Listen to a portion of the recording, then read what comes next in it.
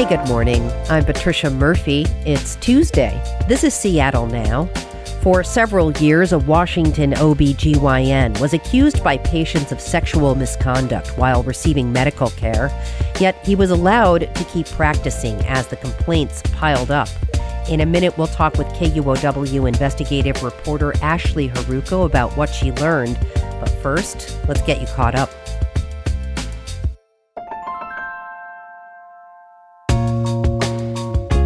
For the first time in more than 50 years, NASA plans to send a crew to the moon, and it's happening tomorrow. The Museum of Flight will host a watch party. You might want to pre-register. The Artemis II mission's scheduled liftoff should be between 3:24 and 5:24 p.m. April 1st. Doors open for the Museum of Flight event at 1:30. The museum is one of 4 locations that will be featured in NASA's official live stream broadcast. The Seattle City Council today is voting on a 60-day pause for SPD's CCTV cameras and automatic license plate readers. The pause would only happen if the mayor or police chief find that the camera data can be used to aid immigration enforcement or stop reproductive health care. The cameras could be turned back on by mayoral executive order. The meeting starts at 2 p.m. Speaking of the mayor, KUOW and WBUR are hosting a conversation between Mayor Katie Wilson and On Point's Meghna Chakrabarti tonight. 3 months into her term, they'll talk about how her progressive platform is taking shape. Doors open at 6 p.m. The conversation starts at 7:30 at Town Hall, Seattle. We're back with more headlines on tonight's episode.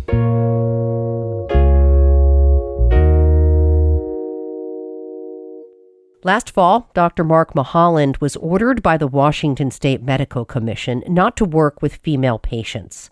The OB-GYN had been practicing for years at Cadlick Regional Medical Center in Richland, a city in south central Washington. Mulholland was accused by multiple patients of sexual misconduct during exams, but before last September, despite multiple complaints from coworkers and patients, Mulholland was still practicing and still has a medical license in Washington state. He's also facing lawsuits from at least 84 patients. KUOW's Ashley Haruko has been investigating this story in partnership with ProPublica. She's here now to tell us about it. Ashley, thanks for coming in. Thanks so much for having me. And listeners, as a warning, this interview will involve discussion of sexual abuse. So Ashley, first off, tell us about this first sexual misconduct allegation against him from 2022. The first complaint related to sexual misconduct allegations against him lands in the email box of the commission back in January of 2022. It's a first-time mother who's filed this complaint. She says she went to the medical center to be induced into labor. She was already anxious. She was hoping to have a female doctor deliver her baby. She arrives. Dr. Mulholland's on call. According to her complaint, she asked if the nurse there could perform her cervical check, which, as you know, is like a check to see where you're at in the labor delivery process. And so she wrote that Mulholland insisted. He insisted he wanted to be the one to do her cervical check.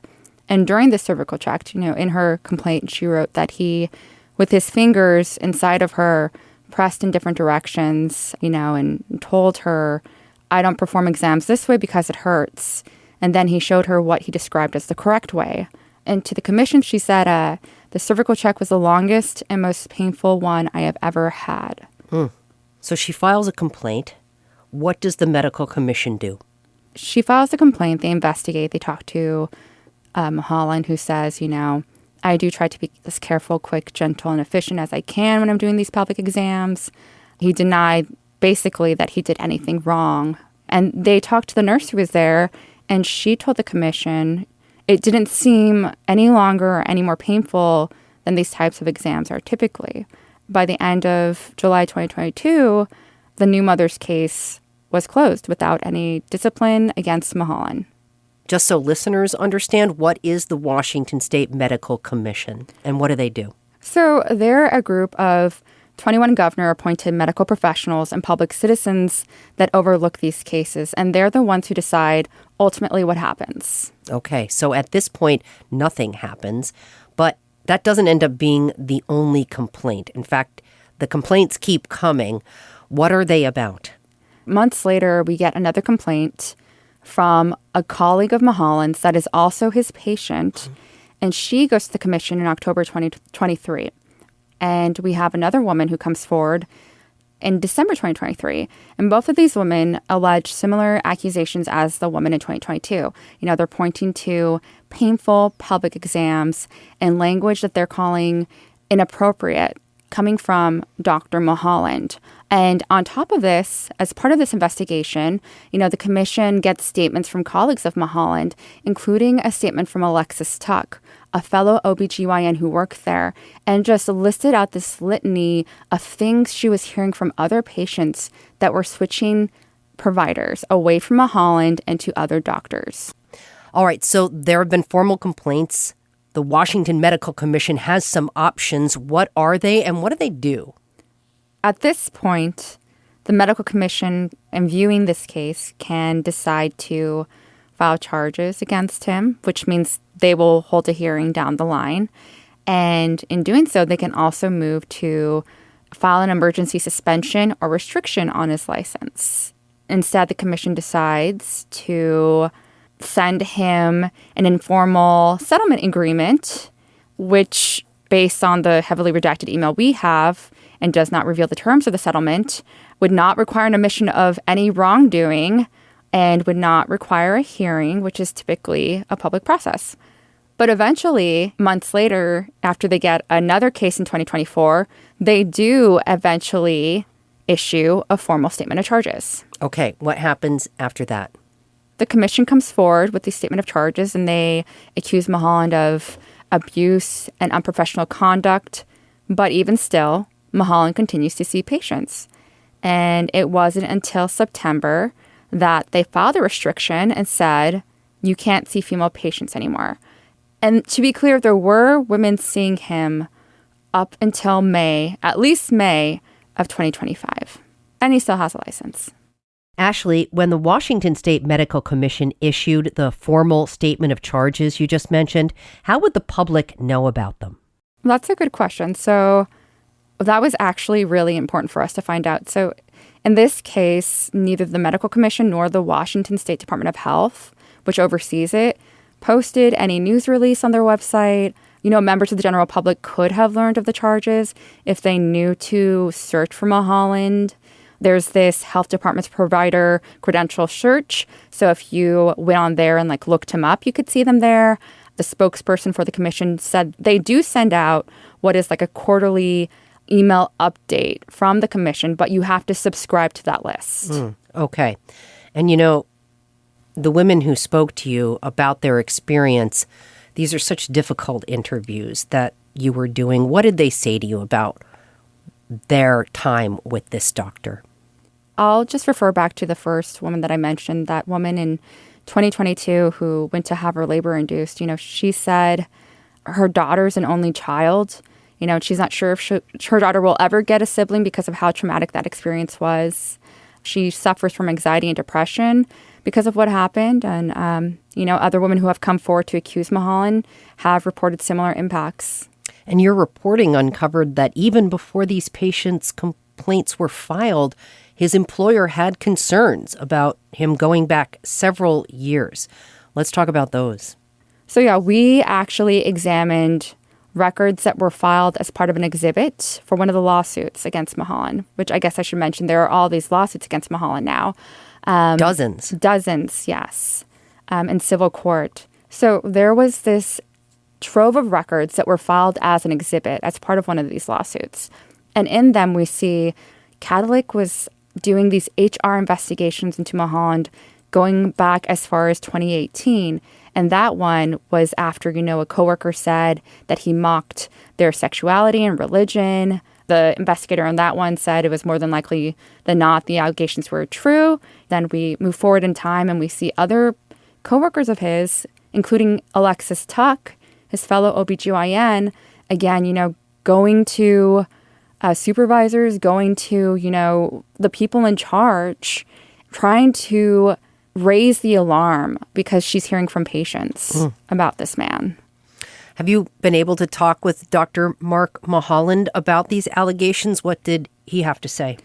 I haven't heard back from him. I've tried to reach him via phone, Facebook message, I sent him a certified letter in the mail. So I haven't heard from him. His attorney did call me yesterday, and she declined to comment. Okay. What does this story reveal about the Washington State Medical Commission and how it works?